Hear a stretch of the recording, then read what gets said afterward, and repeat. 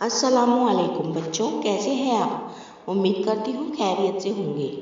आज हम पढ़ेंगे उर्दू पंजुम जमात के लिए और हमारे सबक का उन्वान है मोहम्मद हाजी साबू सिद्दीक। इस सबक के मुसन्निफ हैं अहमद इकबाल। पैदाइश 5 नवंबर 1940 ईस्वी में हुई। अहमद इकबाल औरंगाबाद के रहने वाले हैं। वो एक वजीफ़ा याफ्ता मुदर्रिस और अच्छे अदीब हैं। मेरा शहर मेरे लोग उनके खाकों का मजमुआ है। मोहम्मद हाजी साबू सिद्दीक पॉलीटेक्निक एक ऐसा तालीमी अदारा है जिससे हर साल सैकड़ों तालिबे इल्म फैज़ पाते हैं। इस सबक में अहमद इकबाल ने इस बावकार टेक्निकल अदारे के बानी मोहम्मद हाजी और उनके ख़ानदान की फलाही खिदमत के बारे में मालूमात दी है। आइए हम सबक की तरफ चलते हैं। आपने हातिम ताई का नाम ज़रूर सुना होगा। हातिम की सखावत, मेहमान नवाजी और दर्दमंदी के किस्से आज भी मशहूर हैं। वो ज़रूरतमंदों और गरीबों का हमदर्द और मददगार था। आज हम आपको मुंबई के एक ऐसे ही सखी और दूरअंदेश शख्स के बारे में बताते हैं। उनका नाम मोहम्मद हाजी और इनके वालिद का नाम साबू सिद्दीक था। मोहम्मद हाजी का इंतकाल 1908 ईस्वी में सिर्फ 23 साल की उम्र में हो गया था। इस कम उम्री में उन्होंने अवाम की फलाह व बहबूद के कई काम किए थे। आज से कोई 100 साल पहले मोहम्मद हाजी आप ही की तरह बच्चे थे।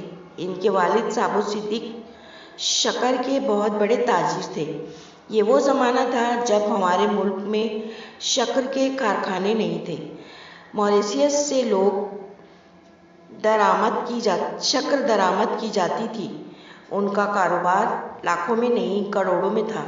दौलत की फरावानी थी। घराना दीनदार था। उनमें दर्दमंदी और लोगों की मदद करने का जज्बा भी था। वो हमेशा लोगों के, ख़ास तौर पर मुसलमानों के मसाइल जैसे गरीबी, मुफलिसी, बेकारी और तालीमी पसमानदगी के बारे में गौर व फिक्र किया करते।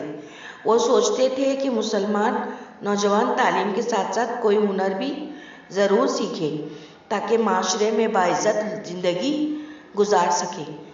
ज़रूरतमंदों की मदद का जज्बा मोहम्मद हाजी को अपने वालिद से मिला था।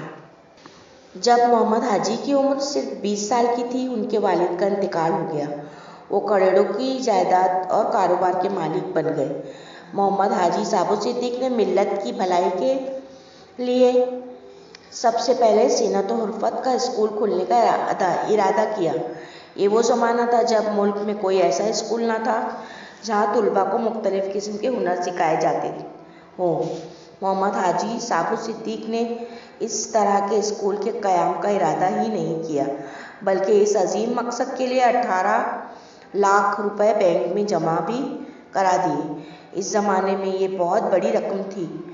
सन 1936 ईस्वी में इस रकम से मुंबई में बाइकला के करीब मोहम्मद हाजी साबू सिद्दीक टेक्निकल स्कूल कायम किया गया, जहाँ से तालीम हासिल करने के बाद हज़ारों तुलबा इज़्ज़त और खुशहाली की ज़िंदगी गुजार रहे हैं। इस स्कूल के क़याम के बाद बेरोज़गारी और बेकारी में कमी होने लगी और आम लोग भी मुख्तलिफ़ पेशा वाराना तालीम और हुनर के कामों की तरफ मुतवज्जा होने लगे। मोहम्मद हाजी साबू सिद्दीक टेक्निकल स्कूल के क़याम के ठीक 10 साल बाद सन 1946 ईस्वी में मुंबई के मशहूर तालीमी अदारे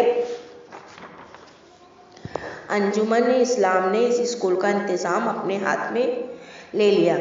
अंजुमन इस्लाम की सरपरस्ती और बेहतर इंतज़ाम की वजह से ये स्कूल तरक्की की मंजिलें तय करता गया, यहाँ तक कि 1985 ईस्वी में इसे पॉलीटेक्निक कॉलेज का दर्जा मिल गया। पॉलीटेक्निक इस कॉलेज को कहते हैं जहाँ मैट्रिक के बाद तुलबा हुनरमंदी के मुख्तलिफ़ पेशे वाराना काम सीखते हैं। कामयाब होने के बाद इन्हें डिप्लोमा दिया जाता है। मोहम्मद हाजी साबू सिद्दीक पॉलीटेक्निक कॉलेज की तरक्की की अगली मंजिल 1984 में आई, जब हुकूमत ने इसे institute of engineering and technology का दर्जा दिया। अब इस कॉलेज में इंजीनियरिंग की पढ़ाई भी होती है। इस अदारे से हर साल सैकड़ों डिप्लोमा और डिग्री याफ्ता इंजीनियर निकलते हैं, जो न सिर्फ हिंदुस्तान बल्कि बाहर के मुल्कों की बड़ी बड़ी सनती व तिजारती कंपनियों में आला ओहदे पर खिदमत अंजाम दे रहे हैं और अपनी मादिर इल्मी का नाम रोशन कर रहे हैं। साबो सिद्दीक इंस्टीट्यूट की सिल्वर जुबली 1961 ईस्वी में मनाई गई। इस मौके पर वज़ीर आज़म पंडित जवाहरलाल नेहरू ने खास तौर पर शिरकत की थी और इस इदारे की तालीमी खिदमत और हुस्न इंतज़ाम को सराहा था। मोहम्मद हाजी के वालिद साबो सिद्दीक भी बड़े नेक थे। वो ज़रूरतमंदों की मदद के लिए हमेशा आगे रहते।